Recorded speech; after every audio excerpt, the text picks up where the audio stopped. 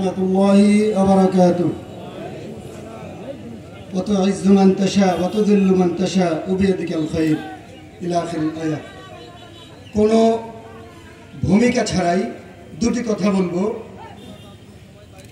আমরা দেখেছি দুর্নীতির বন্যায় যখন ধানের শীষ ডুবে গিয়েছে, আমরা নৌকায় উঠেছিলাম, সে নৌকা দুর্নীতিতে ডুবে গেছে।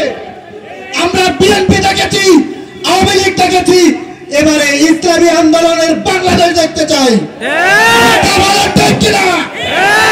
আমরা এবার দেখতে চাই, গতকালকে আমার শেখের চরমোনাই বলেছে ইসলামী মৌলবাদ জিন্দাবাদ জিন্দাবাদ।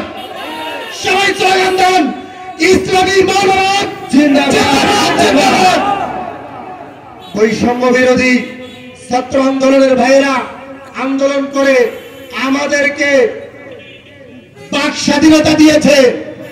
৭১-এ আমরা ভৌগোলিক স্বাধীনতা পেয়েছি, ২৪-এ আমরা বাক স্বাধীনতা পেয়েছি। এখনো পর্যন্ত আমরা মৌলবাদী স্বাধীনতা পাইনি, আমরা ইসলামী মৌলবাদের স্বাধীনতা এখনো পাইনি। আমাদের দেশ থেকে এখনো বৈষম্য যায়নি। আপনারা সংগ্রামী সাথী ভাইরা আপনারা দেখতেছেন, এখনো মিডিয়ার বৈষম্য আমাদের দেশ থেকে যায়নি যায়নি যায়নি। যদি যাইতো এখানে মিডিয়ার লাইন থাকতো আজকে কাউলিয়ায়। আপনারা দেখেন একটা মিডিয়াম এখানে নাই, তার মানে তারা আমাদেরকে এখনো পাকা চোখে দেখে।